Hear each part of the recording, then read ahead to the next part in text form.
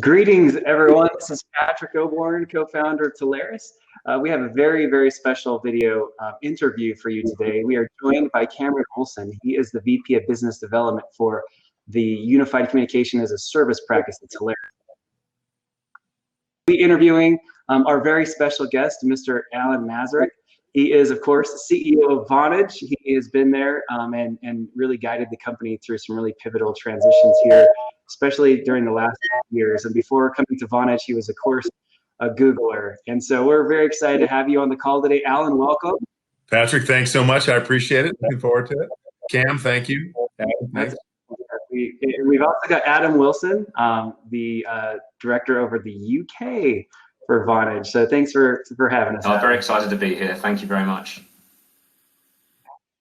Excellent. So Alan, let's just get started real fast. Tell us a little bit about Vonage. Give us a 2-minute state of the union on how things are going.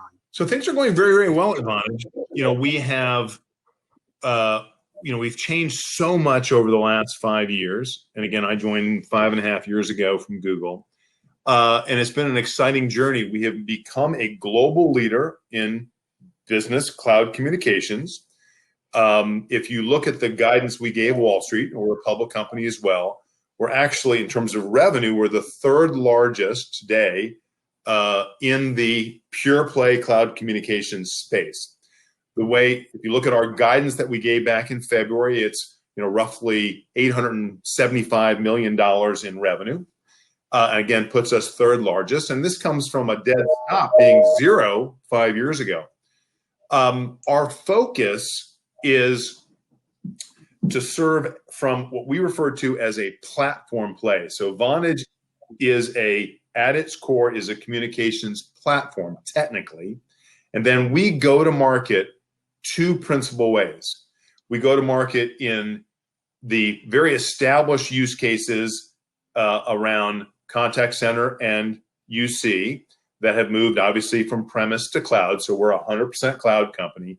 But we also go to market where we take that platform and we manifest the core communication capabilities as just a few lines of API code sold to developers and enterprises throughout the world. It's a very global piece of the business that gets embedded into other environments. And we're really a leader in that globally. And so if you look, again, round numbers at some $900 million, just round numbers across this business enterprise, the way we like to think about it is we cover the full addressable market. Very well-known use cases around contact center and enterprise comms, as well as use cases that are getting invented all of the time as communications get programmed into other environments. I'll give you a perfect example. In COVID today, there's 2 massive trends we all know. There's remote work and remotely delivered services. Remote work clearly is, in the midst of COVID, everybody has moved home. I'm home now in Connecticut, of course. We sent 2,400 global employees home overnight, seamlessly, using our tools. We're using our tool right now called Vonage Meeting. That's one clear trend that is, driving great growth in the cloud communication players and us as well. One other trend is remotely delivered service. So think about now we have to consume critical services like healthcare or education remotely. So what you see is like the telehealth category, which is driven by our video APIs, is just gone massively. It's skyrocketed. Same thing on distance learning. Same thing on things like remote fitness. In my office here, I've got my Peloton bicycle again, which I actually use a lot. But the point is the usage is going crazy because video is not simply about having a video conference like we're doing today. Video in these solutions I've described is about embedded video. And that's just the example about video. It could be voice, could be messaging, but the embedded video so that it's built into the solution. It's not just a video conference. It's built fully into the solution, whether it's telehealth or distance learning or remote fitness or what have you. So it's an exciting time because these 2 trends tragically are fueling what we do. And we take a great sense of responsibility as a company as well that, we're duty bound, we believe, to do our part to make sure, the nation and the world are getting back to work in a COVID environment. And getting back to work is now a new paradigm that involves people doing that remotely from home and then these remotely delivered services. And so we're doing everything we can with a variety of free offers and others to make sure we're doing our part to make that happen. So for the longest time, people have used communication, and voice was the primary media. And you're right. I think the coronavirus or COVID-19 has forced people out of their comfort zone. We're starting to see a lot more video conferencing and stuff like that. Are you seeing trends within your organization that people are consuming your product more across the board? Is there any stats or anything you can share towards that? Absolutely. So I'll go back to just video as one example. We're issuing reports. We want to be sort of the authoritative source of what's happening in verticals. So we just issued a press release the other day that across the verticals, just take video as an example, if we look at the run rate in March compared to the previous month, it was up 232%, just month over month. Within that, healthcare was up over 700%, just to give you an example. Wow. And so it speaks to what's happening in the remote provision of services, just one example. On the other side, in terms of sort of the core use cases around contact center and enterprise comms, what you've seen is not volume of minutes going up so much, it's from where they're coming. So the desk phone is no longer being used because people are not in the office with their desk phone. Mobile usage has skyrocketed, as had the soft phone on the computer. I spend all day long in Vonage meetings like we are today, which is our integrated messaging, audio, and video solution. And we can do this on a fully integrated basis because we own all the components. It's our messaging framework, our audio, our video, and again, comes from a common stack, so we can provide that integrated solution. So it seems like every time I turn around, Vonage is adding a new organization, lots of acquisitions, always doing everything to fully round out your product and a great feature set. Can you talk to us about some of the latest acquisitions that you've had and how that's rolling for your organization? So the way I think about our acquisition history is, quite frankly, I feel like it's done. The way I refer to it is I say the portfolio acquisition phase is over, and we've always been intensely focused on execution, but your execution always, there was some muddling of it because you were doing new acquisitions. Our view right now is this is all about execution because we do have the underlying piece parts. The last major acquisitions that we did were, again, back in 2018 around contact center. We bought New Voice Media, and around video API, which was the acquisition of TalkBox that was owned by Telefonica. We did a small acquisition in 2019, which was really a rare opportunity where we bought a small company in Israel that was already working with our large development team in Israel, in Tel Aviv. And it brought with us 23 AI engineers who, again, are all still here with us, even though we did the deal almost a year ago. And they just folded directly into our office. We look at what we're doing now is, it goes back to the portfolio, or excuse me, the platform view. Communications is just software at the end of the day. Software that goes across modalities, video, audio, messaging, etc.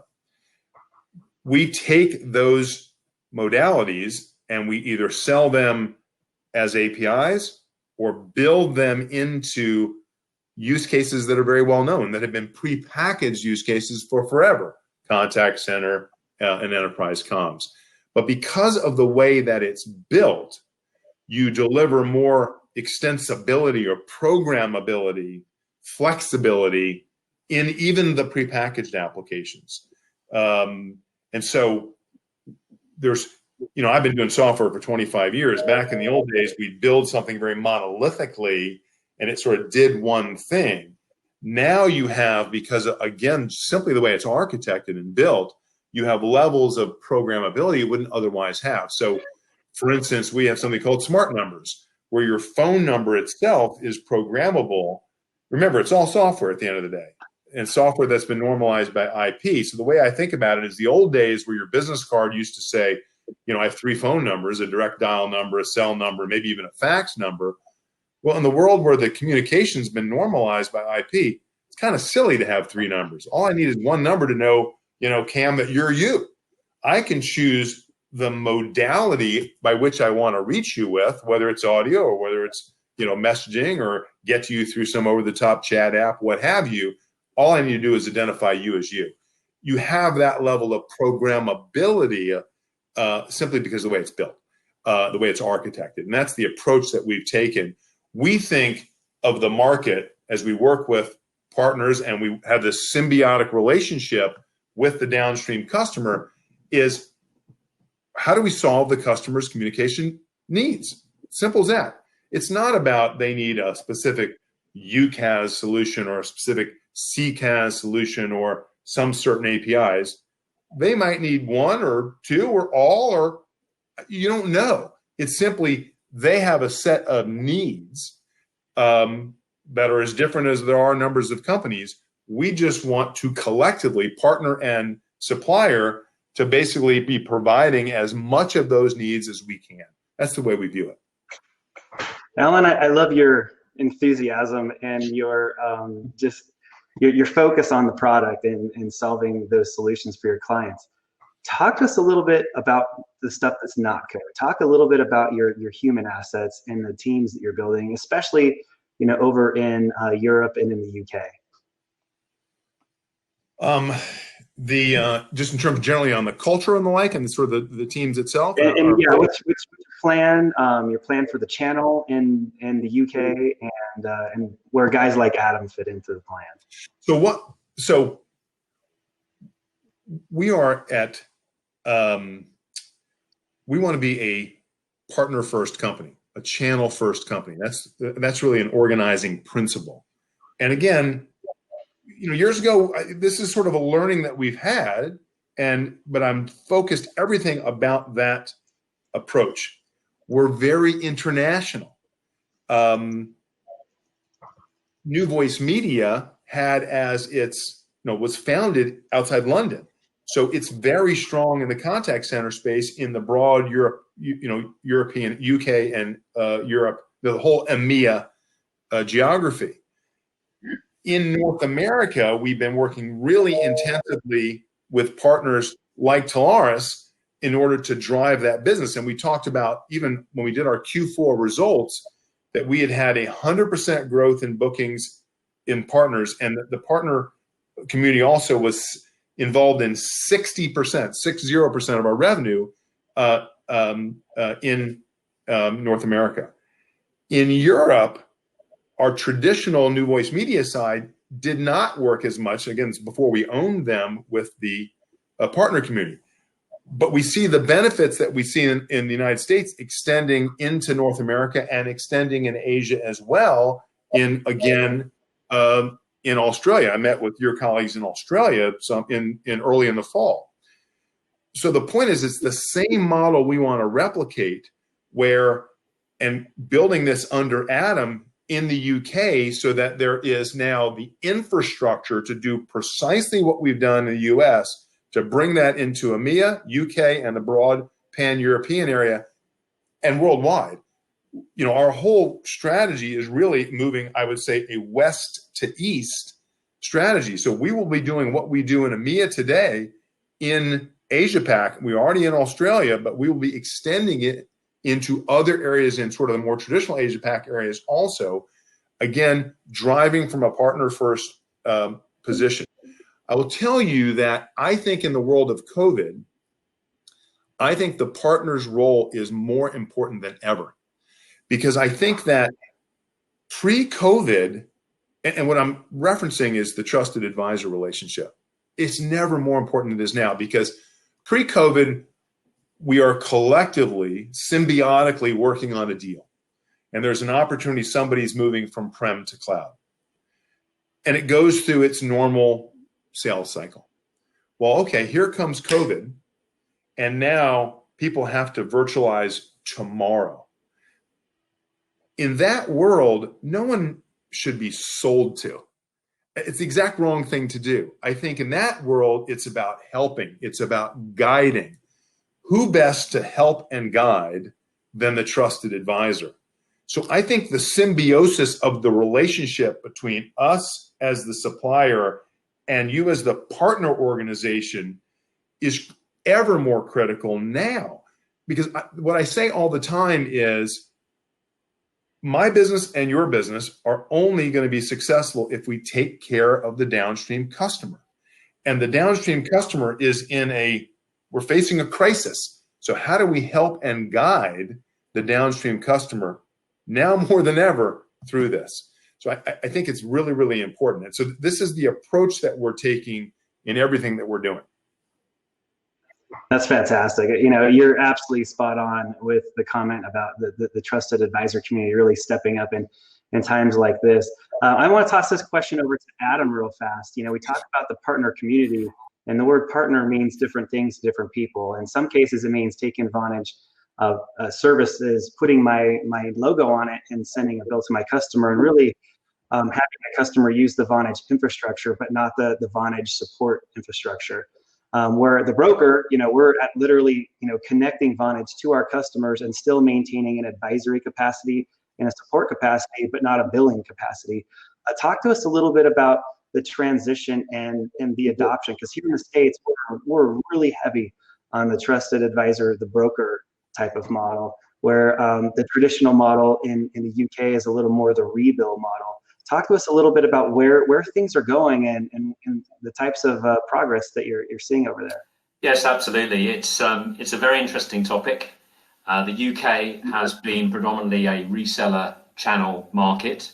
If we look at it just from a channel perspective, it's very much been about the value-added reseller, managed service provider community taking our solutions and actually priming those into the end customers themselves. So owning the customer contract is still very important to many of those organizations.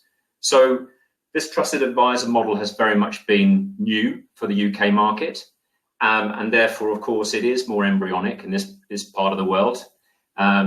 We are, of course, with you, looking to guide the market in terms of our partners that we work with and help them become thought leaders with us in that trusted advisor model. So that's hugely important. We've been putting a lot of focus on that together with you as our partner. And one of the main things I think about, you know, that and the transition of that reseller channel market to more of a trusted advisor model is, you know, it's probably the public cloud, to be fair. I actually see, whilst this model has been well adopted and of course used in the United States, I see this model pivoting around public cloud services over here. The reason why is that the value exchange between vendors, service providers, and their partner channel has fundamentally changed. If you look at how the partner channel worked with the vendor community in the past, it was very much around a hosted infrastructure or even a private cloud infrastructure, whereby the channel was able to bring maybe compute, storage, networking, data centers, SIP channels, the whole lot. And the vendor provided the software maybe on a disk or as a zip file or however that was done. But that's different now. You look at the Vonage capability and indeed the capability of some of our competitors in the market. The public cloud is here. It's now being trusted by organizations as a form of delivering their more transformative communications capabilities. And on that basis, we can deliver far more of that capability through an internet connection into their site. Okay, fine, that's an internet connection. We can also guarantee quality of service with, of course, the tools that we have to provide that level of quality, that of service, that resilience that they need. And that's something that's now very much being delivered by the public cloud. So the value exchange between us and our channel has to and absolutely change. And the value comes where that value really does come from in the channel is more a consultancy or consultative-led approach. And that is where the trusted advisor model really comes into its own. And I think that's where we can really leverage the channel and work very closely together in a true partnership, because now we can deliver far more of that technology ourselves without having to rely on all of those other component parts that the channel previously used to take care of, which they now don't have to. You know, Adam raises a really interesting point as I think about this, which is, you know, those who have a data center resale, you know, a private hosted solution. I think one of the interesting things that's happened with COVID is I think why public cloud will win the day everywhere is the serverless aspects of it, the limitless scalability. So if your so take the video example we were just discussing, 700% growth in a month. Heck, there's a company named Doxy.me. It's a telehealth company. I think they added something in 1 week, 129,000 providers doing I don't know how many sessions with patients. But the point is that you may be, if you're not in a serverless, fully scalable environment, you may not be able to accommodate a spike like that, because at some point in a private cloud, or excuse me, a private data center structure, you're just limited by the hardware. That's not the case the way our services are built. It goes back to these are independent microservices, again, run in a public cloud environment, and the scalability is effectively limitless. So it's something to think about as we go forward. We also, as we think about, we want to make sure that we are as flexible for the market as possible. So, you know, we're looking a lot at, you know, we don't mind being sort of back of the house, if you will. We want to provide the underlying functionality. But if somebody needs to be in a billing arrangement or what have you, we want to work through so we can be as flexible as possible. Again, always organized at the end of the day by how best to serve the downstream customer. Because if, you know, it's the old classic problem. If you introduce a brand new BSS or brand new billing system, or it's not elegant in order to sort of get to tier 3 care, and the providers only, or the front end partners only doing tier 1 and 2, those sorts of things. I always try to be careful about what will create the best experience for the downstream customer. I think we as an industry just have to organize on that construct. Absolutely. And as we hear Adam talk about this new sell and this new consultative approach, I'm curious, Patrick, how do we as a master agent fit into that? Yeah, that's kind of the new interesting dynamic as we talk about partners and how master agents. This is kind of a new concept. Can you hear me, Cam? Yeah, we got you. Yeah, we got you. Okay, just want to make sure. And as we talk to people, they're like, well, why do I need a master distributor? It's not like I'm buying, hardware from a warehouse. Why does a distributor need to get in the way of me with my relationship with Vonage?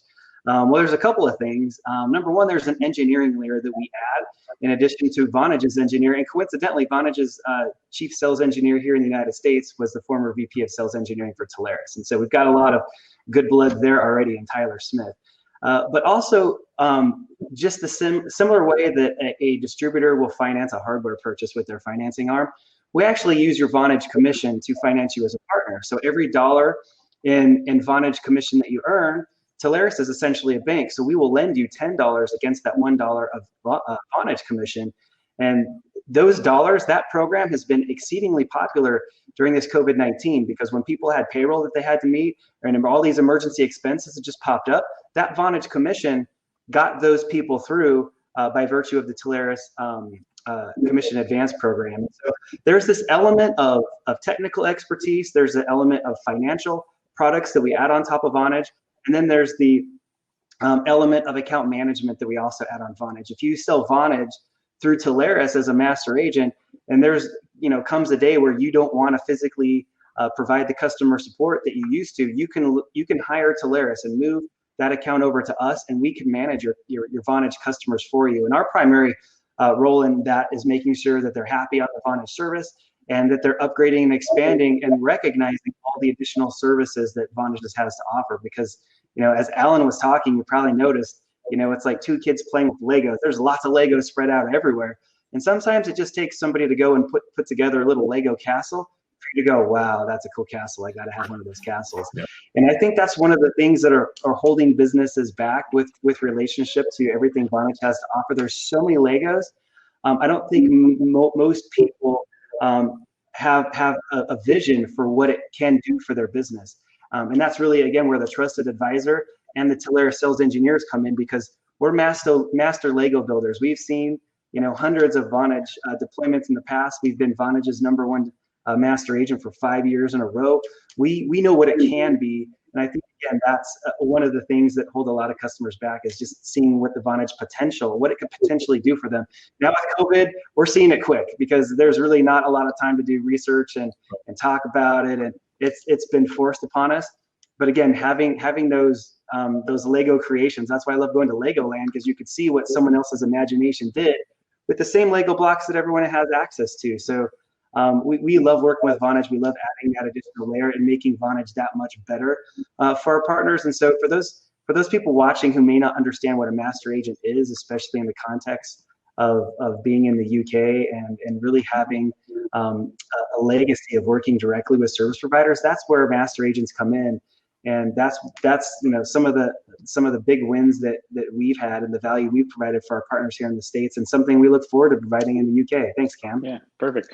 I've loved Legos as a kid, so being a Lego builder and helping people understand how those pieces go together, I love it. You brought up the idea of commissions and financials, and so we'll play off that a little bit. And as we head into this new economy, maybe a little bit of a recession, one thing that's on everybody's mind is, am I going to still get paid, and am I still going to get commissions? And so we'll pass this over to Alan. Talk to us about the financials. How are things looking, and how are we going to deal with some of the recession, and maybe how the economy is going to turn here in a little bit?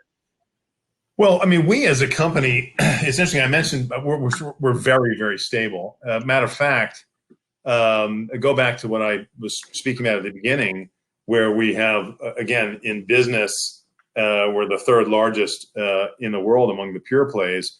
We also, among the same list of pure plays, are the most profitable. We deliver the most amount of operating profit. Again, we report publicly, like we're a public company like several of our other competitors. So no worries whatsoever about Vonage's stability by any stretch.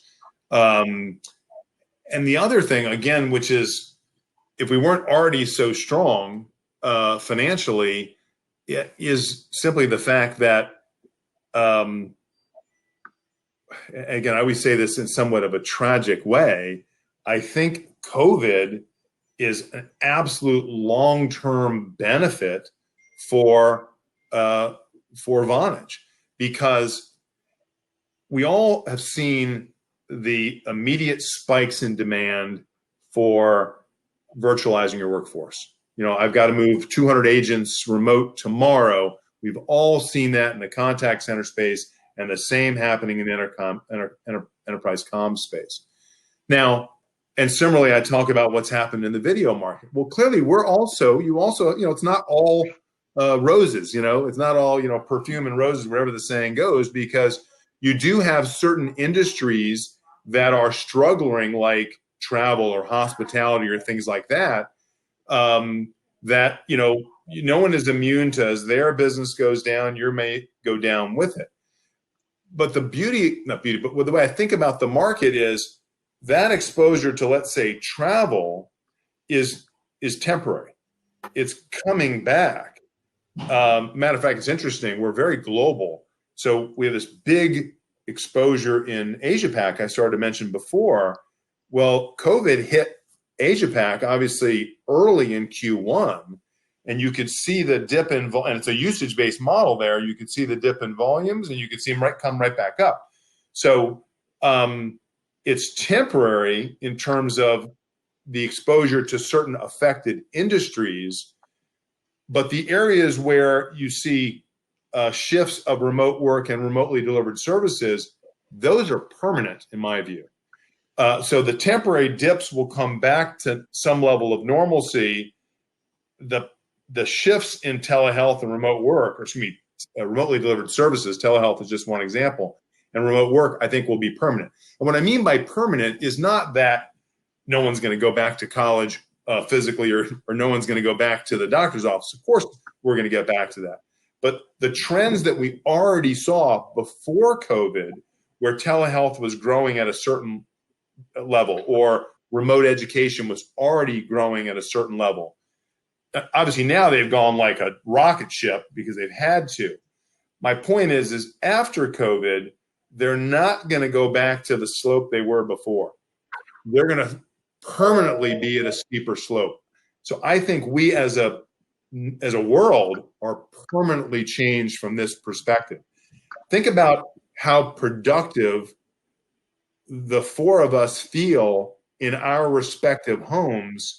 Have we really lost a step from being office-based in the past?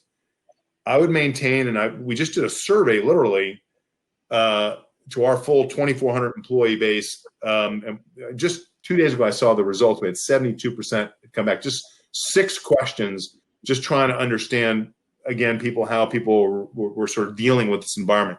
98% of the respondents, 98% of my own respondents, my own team, came back and said they feel like they're equally, if not more productive. So it starts to speak to the fact that these are permanent shifts. And I think these are going to be permanent improvements to our business. Let me cite, while I'm thinking about this, one other really interesting example, I think, which is incredible for our collective industry. So as we've all been very successful selling enterprises, obviously the move to cloud, we all know, started many years ago in small companies and moved up the stack, mid-market, now large enterprise. But within large enterprise, the move to cloud really has been much more significant in large enterprises that look like an amalgam of small businesses. So think about, if I have 5,000 employees and I'm a retailer, those 5,000 employees have been, let's say, in 500 locations, 10 employees per location. Well, I would maintain that cloud is absolutely essential. Oh my goodness. I mean, trying to do that premise-based, you just drive yourself crazy. And so that move of those 5,000 employees in those 500 locations to cloud has been the bread and butter of our move to cloud. Pick your industry. It could be retail. It could be the restaurant world. It could be, distributed finance. We've got 15,000 Edward Jones retail finance locations, as an example, or 1,500 Allstate stores, those sorts of things. Now think about, with COVID, those 5,000 employees being under one roof. So a company that has everybody on one campus. Cloud has not been the best answer for that company because the cost of ownership benefit has not been that significant. And those premise-based systems have been sort of, wired in and bespoked into whatever the environment is. Well, I will tell you that the move to cloud will now happen, not because of a cost of ownership impetus, but from a business continuity impetus. And so think about this from, you're a public company. Think of your audit committee. The audit committee is responsible for the risk assessment, not just of the financials, but other elements of the risk of the organization. I can tell you, I'm a public company. The audit committees are going to come down to the management teams and saying, show me the business continuity plan. God forbid this ever happens again, whether it's a pandemic or a natural disaster like a hurricane. How do I virtualize tomorrow? And so I think what's going to happen is the switch from prem to cloud is now going to happen in those big companies where it's concentrated, because it's no longer about TCO, about total cost of ownership. It's about business continuity. So I think this shift is permanent, and it's going to benefit all of us. Now, Alan, I think you're absolutely right. I think the resistance is futile now to the cloud. It's clearly here, and clearly, it's not even so much the business case; it's just the reality case of just a distributed workforce and how prem just doesn't make sense for it. I think the new battlefield will actually be the manner in which companies choose to consume it. Do they want to consume it directly from Vonage? Do they want to consume it from a reseller, or do they want to consume it from a channel partner? And that's where I think the conversations are going to happen, as opposed to the trying to convince somebody that they should move off this premise system that's been paid off for 10 years. And so it's going to be a brand new dynamic, and we're very excited. Here in the channel, we think that we've got a lot to offer. We hope and plan, with Adam's help and Greg McVeigh's help and the UK, our VP there, that the channel will, increasingly, swallow that share and bring it to Vonage. And so, Alan, just in conclusion, just want to thank you for being here. We value your time, and the insights that you provided were outstanding. Cameron, thank you for moderating today's panel.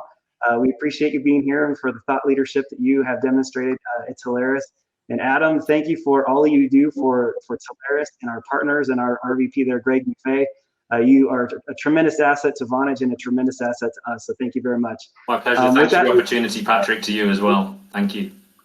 You're very welcome. You're very welcome. And guys, thanks for tuning in. I'll just interrupt. From my point of view, look, the one thing you can rely on us is we value this partnership with Telarus. Again, you've been this has been the biggest relationship we've had for 5 straight years, as you've said. I always tell the story that I learned personally at the channel at Adam Edwards' knee. That's why, because my first introduction to this was having breakfast with him at the channel show 5 years ago. But the point is we're committed to you. We're committed to developing this business in the UK, in the pan-European area, like we've done in the US, and we're going to take it east, into Asia as well. So we're committed. We're going to make this work. We'll do everything in our power in order to be successful together. That's fantastic. And one last note, you never have to apologize for being in the right place at the right time. So congratulations for having the technology that was there that we needed. And you're part of the solution now. I mean, you're part of the fabric of society that's holding everything together. I mean, there's 2 really important industries right now. There's people who provide medical devices and in medicine, and there's people who provide unified communication technology, because those 2 things are really what's keeping this thing afloat. So thank you for all you've done, Alan, and to your continued success, and to you too, Adam. Thank you guys so much for being here. Very much. Yeah, I appreciate it. Thanks so much. Have a great day. Take care. Cheers. Thank you. Bye-bye.